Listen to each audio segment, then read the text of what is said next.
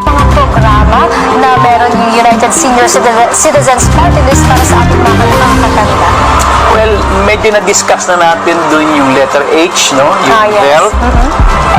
Yung opportunity, ito yung may bill kami na nakabinbin ngayon. Ito yung para opportunity assistance for farmers and fishermen, no? Nakabitin po ito. Dito tayo madako sa letter P. Ito yung protection. In fact, as a lawyer and a second nominee, ito siguro yung magiging pagtutuunan ko ng pansin. Dahil nga sa pang-aabuso sa mga nakatatanda. Meron diyang mental abuse, emotional abuse, financial abuse, at saka institutional abuse. Yung sa institutional abuse kasi, ito yung minsan, yung mga ayudan, yung listahan ng mga beneficiaries na pupolitika. Okay. Kapag hindi ka malapit doon sa naglilista, o hindi ka malapit doon sa local officials, tanggal ka doon sa listahan. May mga nangyayaring ganon, maraming sumbong sa amin na umaabot ng ganon. So, ito yung proteksyon na gusto ko sanang ibigay sa mga nakatatanda para hindi magkaroon ng politika doon sa paglilista ng mga beneficiaries. Kaya nga napaka-importante ng universal pension Kasi dito, wala nang hindi ka na kailangan mag-distinguish. All you have to do is reach the age of 60. Automatic, you will be a recipient or beneficiary of the universal pension. So, yan yung mga gusto kong tutukan sa mga nakatatanda bilang protection para sa kanila. Pagdating naman sa inyong mga programa, para yung iba kasi hindi na ganun din kalakas para makalabas pa sa bahay, makapunta pa kung saan-saan. Paano pa nyo mailalapit sa ating mga kababayan nakatatanda yung mga programa na hindi na talaga naglalakbay pa, lumalabas pa o kung ano pa? Isa sa mga programa siguro na po pwede kong babanggit sa inyo na that can answer your question. Ito yung meron kaming inihain na bill which will mandate the creation of senior citizen center in every locality, in every barangay. Meron din kami mga daycare centers for senior citizens na inihain din sa mababang kapulungan. Kasi napaka-importante po, lalo na po sa mga pamilya, na yung mga nakatatanda na iiwan lang mag-isa sa bahay. Kasi nagtatrabaho, yung anak, so sila naiiwan na nakamukmuk lang, no, nakatingin sa malayo. And this will, cause some deterioration in their cognitive functions.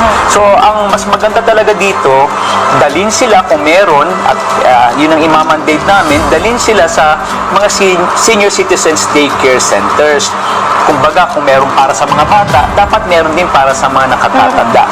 Doon, makakahalubilo nila yung kanilang mga kaedaran at makakapagtalastasan sila. Tony, gaano ba sa tingin ninyo kahalaga itong mga programa at proyekto, and at the same time, ang bawat pamilya bigyan ng pansin itong mga nakatatanda na talagang dapat alagaan, hindi lang dapat sinasamahan, kundi talagang sinasabi nyo nga kanina, gumagana din yung cognitive function nila para mas maganda ang well-being ng mga nakatatanda. Yung pangalan kasi ni Congresswoman Mila Magsaysay, ang letters po dito is MAM, no? Meron po kaming talagang,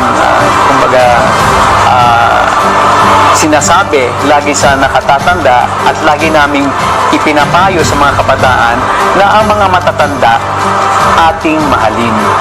So, MAM, matatanda ating mahalin. Why? Kasi bilang kabataan, ang pagtanda ay isang function ng talagang it's a natural process. Yes. Ikaw, bata ka ngayon, pero pagdating ng araw, tatanda ka rin. No? Yun lagi namin sinasabi.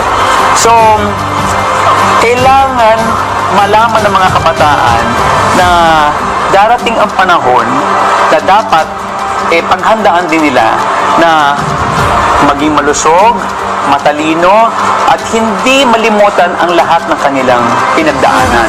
Yung values dapat hanggang sa pagtanda nila, maalala nila at magawa nila.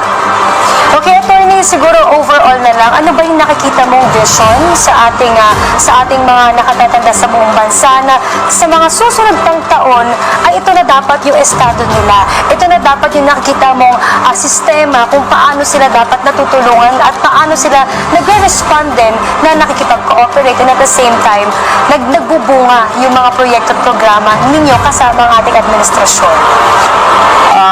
Isa sa mga sinasabihan namin, in fact, ang sentro ng aming campaign ngayon, hindi lamang sa nakatatanda. Ang sentro ng aming kampanya ay naka-address din sa mga kabataan. Sabi ko nga, in the long run, they will become seniors like ourselves. No? So, mabuti na suportahan kami dahil ngayon pa lang, we pave the way for a better future for all of you when you become seniors. Nandiyan na lahat ng mga programa na po pwedeng pakinabangan ninyo pagdating ng panahon. Na wala naman kayong lusot tatanda at tatanda kayo. Yes. Okay? Magiging 60 years old din kayo.